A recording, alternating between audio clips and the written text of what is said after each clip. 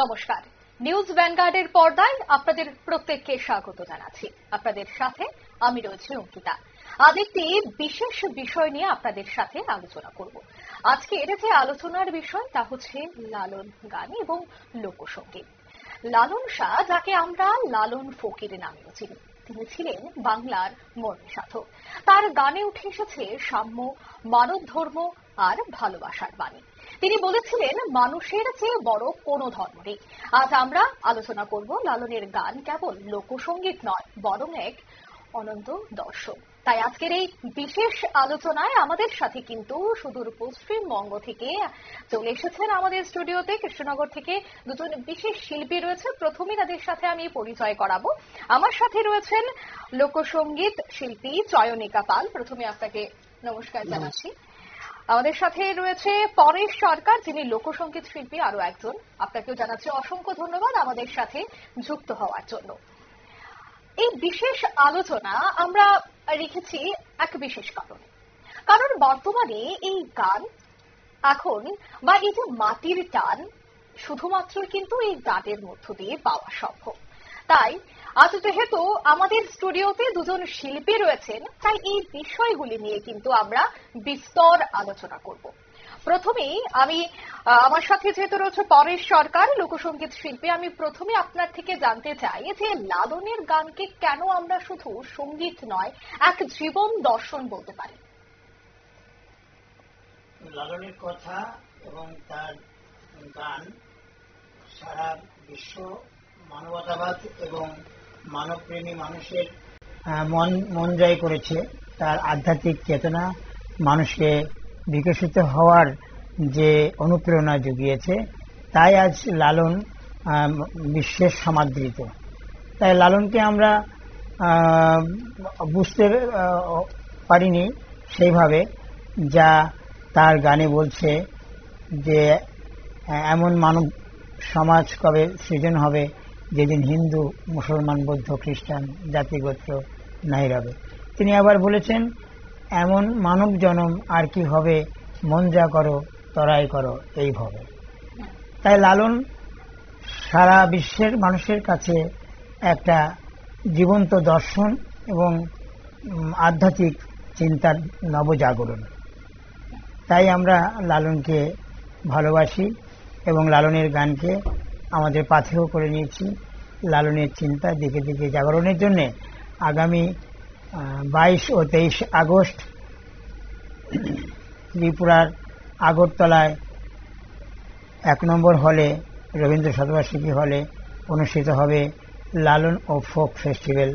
সেই ফেস্টিভ্যালে আমরা ত্রিপুরাবাসীকে আহ্বান জানাচ্ছি, আপনারা উন্মুক্ত মঞ্চে 1 নম্বর হলে আসুন, লালন গান এবং লোকসঙ্গীত শ্রবণ করুন এবং কলিকাতা তথা আগরতলার সমস্ত শিল্পীবৃন্দের দ্বারা যে 2 দিনব্যাপী বর্ণাঢ্য অনুষ্ঠান হবে, তাতে লালনের চিন্তা, লালনের দর্শন, লালনের সাধনা বিষয়ে আলোচনা এবং সুরের মধ্য দিয়ে আমরা মেতে উঠব এবং নবজাগরণে আমরা আপ্লুত হব।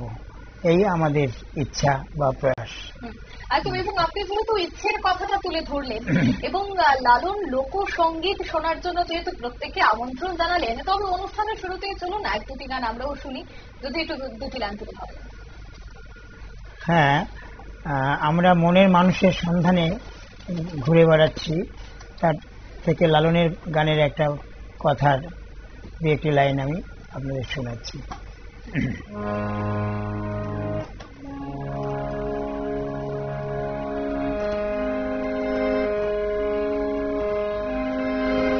আধার করে জ্বলছে বাতি দিবার নাই সেখানে, দিবারাতি নাই সেখানে মনের মানুষ যেখানে কি সন্ধানে যাই সেখানে, আমি কি সন্ধানে যাই সেখানে মনের মানুষ যেখানে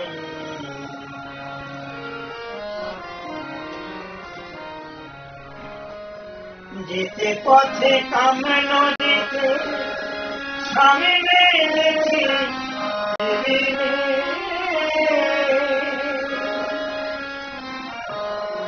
যেতে পথে কামনা নদীতে সামনে দেখি কত ঝুলির ভরা যায় গো মারা ওরে নদী তোর তোফানে ওরে নদী তোর তোফানে মনের মানুষ যেখানে সন্ধানে যাই সেখানে আমি কি সন্ধানে যাই সেখানে মনের মানুষ যেখানে মনের মানুষ যেখানে। বাহ, অসাধারণ। মনের মানুষ যেখানে, এই গানগুলির মধ্যে যেন একটা আলাদা মাটির টান রয়েছে। এখনো সেই গানের প্রাসঙ্গিকতা রয়েছে, এখনো সেই গান শুনতে বহু দূর দূরান্ত থেকে, বিশেষ করে বাঙালিরা কিন্তু একটি সময় অপেক্ষা করেন না এই ধরনের অনুষ্ঠান দেখার জন্য, এবং আমরাও অনেকটাই আনন্দিত আপনাদের কাছে পেয়ে এই গানগুলি আমাদের দর্শকদের সামনে তুলে ধরার জন্য। আমি এবার আসবো, আমার সাথে শিল্পী যেহেতু চয়নিকা পাল রয়েছে, ওনার সাথেও আমি বেশ কিছু আলোচনা করব। আজকের দিনে লালনের কোন গানটি সব থেকে বেশি প্রাসঙ্গিক বলে আপনি মনে করছেন?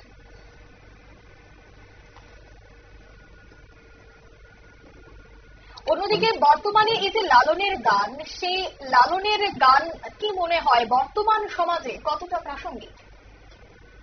লালনের গান ভাটার মুখে, তো তাই আমাদের ওনার এই গানের জন্য আমাদের প্রয়াস, এগিয়ে নিয়ে যাওয়ার জন্য আমাদের প্রয়াস। একদমই। এবং এই প্রশ্নটা আমি পরেশবাবুর কাছেও রাখবো, এই যে লালন গান আপনারা গেয়ে থাকেন, আপনাদের কি মনে হয় এই গান আজকের সমাজে অত্যন্ত প্রাসঙ্গিক? অত্যন্ত জনপ্রিয়তা পাওয়া উচিত, কিন্তু আধুনিক এবং ডিজিটাল ব্যবস্থার ফলে কিছুটা ভাটার দিকে যাচ্ছে। সেটা পুনরুদ্ধারের জন্যই আমাদের এই চেষ্টা বা প্রয়াস। চয়নিকা ম্যাডামের থেকেও আমরা একটা গান অবশ্যই শুনবো, কারণ আমরা কিছুক্ষণ আগে শিল্পী পরেশ সরকারের গান শুনেছিলাম, এবং সে আরো একটা গান আপনার থেকে শুনবো, কারণ আমাদের দর্শক বন্ধুরা হয়তো অপেক্ষা করছেন আরো একটি গান শোনার জন্য। তো আমি একটি লালনের গানই শোনাই। আচ্ছা,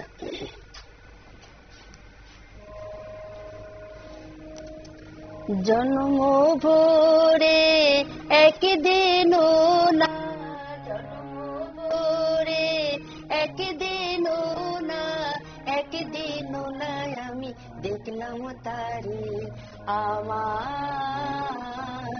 ঘরে খানাইকে বিরাজ করে, আমার ঘরে খানাইকে বিরাজ করে। জন্ম ভোরে একদিন না, একদিন না আমি দেখলাম তারে আমার ঘরে খানাইকে বিরাজ করে, আমার ঘরে খানাইকে বিরাজ করে। নরে চরে ঈশান কোণে দেখতে পাইনে এই নয়নে, নরে চরে ঈশান কোণে দেখতে পাইনে এই নয়নে। হাতেরও কাছে যার ভবেরও হাট বাজার, হাতেরও কাছে যার ভবেরও হাট বাজার, হাত বাড়ালে তারে পাইনে হাতে আমার ঘরে খানাইকে বিরাজ করে, আমার ঘরে খানাইকে বিরাজ করে। আমরা কিন্তু আরো একটি অসাধারণ গান শুনলাম এবং বর্তমানে এই লোকসঙ্গীত এর যে শিল্পীরা রয়েছেন তারাও কিন্তু চেষ্টা করছেন যে তরুণ প্রজন্মের কাছে কিভাবে এই লোকসঙ্গীত এই লালন গানকে আরো বেশি করে পৌঁছে দেওয়া যায়। তাই আমি শিল্পী পরেশ সরকারের কাছে আবারও যাব। এই যে তরুণ প্রজন্মের কাছে লালনের গান কিভাবে পৌঁছে দেওয়া যায়, কিভাবে তার প্রয়াস চলছে? লালনের যে সমস্ত আধ্যাত্মিক চিন্তা ভাবনা অনেক কঠিন এবং অনেক ভাবে আমরা চেষ্টা করেও মানুষের সামনে আনতে পারি না। তার কারণ হচ্ছে এটার মানে বুঝতে বা জানতে এর সাধনাটা একমাত্র সাধু এবং গুপ্ত অবস্থায় এটা লুকিয়ে সাধনাটাকে জানতে গেলে দরকার হয় গুরু প্রধান। এটা গুরুমুখী গান, গুরুর চেতনা শক্তি এবং সাধন চিন্তা ভাবনা এই গানকে জানতে পারলে এই গানকে আরো সহজ হয়। কিন্তু বর্তমান বাজারে কিছু কিছু চাটুল সুর এবং চাটুল কথা বাজারে বেশি সমাদৃত হয়েছে, যার ফলে লালনের গানের সময় বা ধৈর্য মানুষের কাছে কমে যাচ্ছে। সেটা থেকে কিছু কিছু ভাবধারাটাকে আমরা এগিয়ে নিয়ে চেষ্টা করছি যে একটু তাল এবং সহজ এবং কথায় সহজ যাতে মানুষের কাছে এটা পৌঁছায়। এর জন্য কিছু সরলীকরণ করে এটা বাজারে যদি আমরা আনতে পারি তাহলে আগামী দিন এটার কিছু ভক্ত এবং শ্রোতা কিছুটা বোধহয় এগিয়ে আসতে পারে, এটা আমি মনে করি। সেখানে দাঁড়িয়ে এই ধরনের কিছু গান, যেমন ছোট সুরের গান, যেমন মিলন হবে কতদিনে, একদম হয়ে যাক, আর দেরি নেই, মিলন হবে কতদিনে শুধুমাত্র বাঙালি, কারণ পশ্চিমবঙ্গ এবং ত্রিপুরা এই দুটি রাজ্যেই কিন্তু বাঙালি ভাষাভাষী লোক থাকে, কিন্তু এই মিলন হবে কতদিনে এটা বিশ্ববিখ্যাত। তাই আর দেরি নেই, এখনই আমরা শুনতে চাই এই গানটি। মিলন হবে কত দিনে, মিলন হবে কত দিনে, আমার মনের মানুষের সনে, আমার মনের মানুষের সনে, মিলন হবে কত দিনে, মিলন হবে কত দিনে, আমার মনের মানুষের সনে, আমার মনের মানুষের সনে। দুজনের গলায় যদি হয় এখন।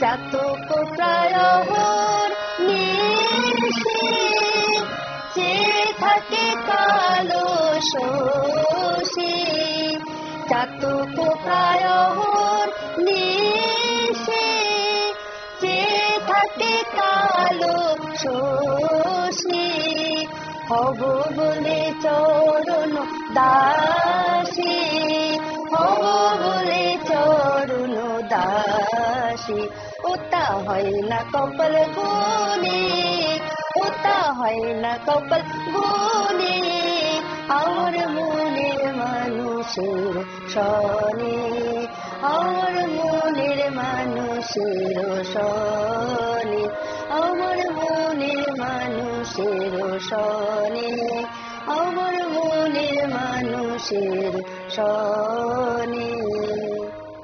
বাহ, অসাধারণ এই গান। এবং আরো একটা বিষয় ম্যাডাম আপনার থেকে জানবো, যখন আপনারা গান গান বা লালনের গান গাওয়ার সময় আপনাদের আশপাশে যখন প্রচুর দর্শকরা দাঁড়িয়ে থাকেন এবং এই সময় দাঁড়িয়ে যখন এই গানের প্রাসঙ্গিকতা বুঝে যখন শুধুমাত্রই মাঝ বয়সী নয় নতুন প্রজন্মের মানুষ যখন এসে আপনাদের গান শুনেন, তখন কি ধরনের অনুভূতি হয়, সেই অনুভূতিটা যদি একটু তুলে ধরেন। মানে সেই অনুভূতিটা কাউকে বোঝানোর মতো নয়, ঠিক আছে, এতটাই মানে আনন্দ হয়, তো সেটা উপলব্ধি করাটা ভীষণই। একদম। এবার আমি পরেশ সরকার আরো একজন যিনি শিল্পী তিনি রয়েছেন, পরেশবাবু, এই যে লোকগানকে জনপ্রিয় করে তোলার জন্য কি মনে হয়, কি প্রয়োজন? কলকাতার বাইরে গিয়ে বিভিন্ন শো করা, নাকি নতুন প্রজন্মকে আরো যুক্ত করা, কি মনে হয়, কি কি দরকার বর্তমানে? বর্তমানে আমার যেটা মনে হয়েছে, লালন অ্যান্ড ফোক কালচার ফাউন্ডেশন আমাদের সংস্থা, তার মাধ্যমে আমি বাংলাদেশে তথা কলকাতা এবং ত্রিপুরা 3টে রাজ্যে প্রতি বছরই ঘুরিয়ে ফিরিয়ে আমি অনুষ্ঠান করে দেখেছি। নতুন প্রজন্মের মানুষ, শ্রোতারা এই গানকে অনেকটাই গিলেছে, তারা অনেকটাই এগিয়ে এসেছে। লালন এখন সমাদৃত, একেবারে যে বার্ত হয়েছে তা নয়। তার চিন্তা ভাবনা, আমাদের নদিয়া আসাননগরে 5 দিনের লালন মেলা হয়, সেই লালন মেলাতে লক্ষ লক্ষ মানুষের সমাগম হয়। সেখানে বোঝা গেছে যে মনে হয় না যে লালন বাড়ত। কিন্তু অন্যান্য জায়গাতে বা অন্যান্য স্টেটে অন্যান্য ভাষাভাষী, যেমন বাংলা ভাষা যারা বোঝে না বা হিন্দি বা পাশ্চাত্যের সঙ্গীতে অনেক জায়গায় খেয়ে ফেলেছে। সেই জায়গাগুলো ভরতে গেলে আমাদের নতুন প্রজন্মের মধ্যে লালনের ভাবনা ছোট ছোট পরিসরে গল্প, কথা, গানে তাদেরকে এগিয়ে নিয়ে আসা বিশেষ প্রয়োজন। তাই আমি এবছর রবীন্দ্র শতবার্ষিকী ভবনে ছোট ছোট বাচ্চাদের গ্রুপ সং এবং ছোট ছোট বাচ্চাদের লালনের গানের উপরে নৃত্য, একদম। এবং এই বিষয়টা যদি আবার যদি একটু তারিখটা তুলে ধরেন যে কবে নাগাদ এই অনুষ্ঠানটি? 22 ও 23 আগস্ট 2025 বিকেল 4টে থেকে রাত্রি 9টা পর্যন্ত চলবে। সকলকে আমরা আমন্ত্রণ জানাচ্ছি এবং এখানে ঝুমুর এবং লোকসঙ্গীত এবং ভাটিয়ালি, ভাওয়াইয়া সমস্ত ধরনের গানই আমরা সেখানে রেখেছি, যাতে নতুন প্রজন্মের ভাবি সম্ভাবনা তারা এটা অনুপ্রাণিত হয়। এটাই আমার লক্ষ্য। এখানে দাঁড়িয়ে আমার একটা গান আমার মানে মনে পড়ে যাচ্ছে যে সকলেই এটাকে গ্রহণ করতে পারবে, যে গানগুলো সকলে শুনে থাকে। হাসান রাজার গান এ সময় মনে পড়ছে। গানটি আমরা চয়নিকা পালের কণ্ঠে শুনব। লোকে লোকে বলে, ও বলে রে ঘর বাড়ি ভালা নাই আমার। লোকে বলে, ও বলে রে ঘর বাড়ি ভালা নাই আমার। কি ঘর বানাই মুই আমি, কি ঘর বানাই মুই আমি শূন্যের মাঝার। লোকে বলে, ও বলে রে ঘর বাড়ি ভালা নাই আমার। লোকে বলে, ও বলে রে ঘর বাড়ি ভালা নাই আমার। ভালা কইরা ঘর বানাইয়া কদিন থাকুমার, আরে কদিন থাকুমার। ভালা কইরা ঘর বানাইয়া কদিন থাকুমার, আরে কদিন থাকুমার। আয়না দিয়া চাইয়া দেখি, আয়না দিয়া চাইয়া দেখি পাকনা চলা মার। লোকে বলে, ও বলে রে ঘর বাড়ি ভালা নাই আমার। লোকে বলে, ও বলে রে ঘর বাড়ি ভালা নাই আমার। লোকে বলে, ও বলে রে ঘর বাড়ি ভালা নাই আমার। বাহ, একেবারে আমরা অনুষ্ঠানের শেষের দিকে রয়েছি এবং শেষের একটা ছোট্ট প্রশ্ন থাকে, কারণ বর্তমানে এই প্রশ্নের প্রাসঙ্গিকতা নাকি অনেকটাই রয়েছে। সেটা হচ্ছে, লালন গানকে আধুনিক বাদ্যযন্ত্রে পরিবেশন করলে কি এর গভীরতা নষ্ট হয়? হ্যাঁ, হয়। লালন গান একমাত্র ভাববাদী এবং আধ্যাত্মিক চেতনায় ভাব সঙ্গীত বলা হয়। সেটাকে সুরে আনতে গিয়ে কিছু যন্ত্রপাতির ব্যবহার এখানে এসেছে, সেটাতে কিছুটা তার ছন্দপতন ঘটে। কিন্তু বাজারিকরণ করার ক্ষেত্রে এটার আবার বহুলাংশে এটা প্রয়োজন, যেহেতু আধুনিক এবং অন্যান্য পাশ্চাত্যের সঙ্গীত যেভাবে গ্রাস করছে, তার মধ্যে লালন গানকে বাঁচিয়ে রাখতে গেলে পারস্পরিক কিছু যন্ত্র তার সহযোগী থাকলে হয়তো কিছুটা মানুষের টেস্ট স্বাদ তারা পেতে পারে। তাতে কিছুটা আধ্যাত্মবাদের কিছুটা একটু ভাব নষ্ট হয়, কিন্তু বাজারিকরণের ক্ষেত্রে এটার প্রয়োজন আছে বলে আমি মনে করি। তাই বিভিন্ন যন্ত্র এই গানে ব্যবহার হচ্ছে। তো তবে আজকের এই আলোচনায় আমরা দেখলাম যে লালনের গান শুধু সুর বা সঙ্গীত নয়, এটা এক মানব ধর্মের শিক্ষা এক সাধনা, যেখানে ভেদাভেদ নেই, আছে কেবল ভালোবাসা আর সাম্যের বাণী। আজকের পৃথিবীতে যদি আমরা লালনের দর্শন মনে রাখতে পারি, তাহলে সহনশীল এবং সুন্দর সমাজ গড়ে তুলতে পারবো। আমাদের সবাই এখানে যারা আছেন, আপনাদের সবাইকে আমরা অসংখ্য ধন্যবাদ জানাচ্ছি আমাদের সঙ্গে থাকার জন্য। আবারও দেখা হবে পরবর্তী আরো একটি অনুষ্ঠানে। ভালো থাকুন, সুস্থ থাকুন, এবং আজকের অনুষ্ঠান আমরা ছোট্ট একটি গান দিয়ে শেষ করছি। কি শোনাবেন? আমরা একসাথে দুজনে যাই, নাও ছাড়িয়ে যাই। ম্যাডাম অঙ্কিতা, তিনি যেভাবে আমাদেরকে আত্মস্থ করেছেন, এবং ভ্যানগার্ড চ্যানেলকে আমরা ধন্যবাদ জানাই। এবং আজকের এই অনুষ্ঠানে খুবই সুন্দর, তাই সকল ভাবধারার মধ্য দিয়ে আমাদেরকে এগিয়ে নিয়ে যাওয়ার জন্য, নবজাগরণ তৈরি করার জন্য একটি গান নতুন প্রজন্মের কাছে তুলে ধরার জন্য আমি চেষ্টা করছি। নাও ছাড়িয়ে দে, নাও ছাড়িয়া দে, পালু গাইয়া দে, চল চলাইয়া চলুক রে নাও মাইরা দে, চলুক মাইরা দে, নাও ছাড়িয়া দে, পালু গাইয়া দে, চল চলাইয়া চলুক রে নাও মাইরা দে, চলুক মাইরা দে। আরে উড়ালি বিড়ালি বামের নামের বাদাম নরে, আরে উড়ালি বিড়ালি বামের নামের বাদাম নরে, উঠালি পাতায় কামড়ি চলাতে করে রে, আরে খলখলাইয়া বৈঠাল হাতুল ছাইয়া হাসি, বৈঠাল হাতুল ছাইয়া, হে নাও ছাইয়া দে, পালো ছাইয়া দে, চল চলাইয়া চলুক রে নাও মাইরা দে, চলুক মাইরা দিয়া।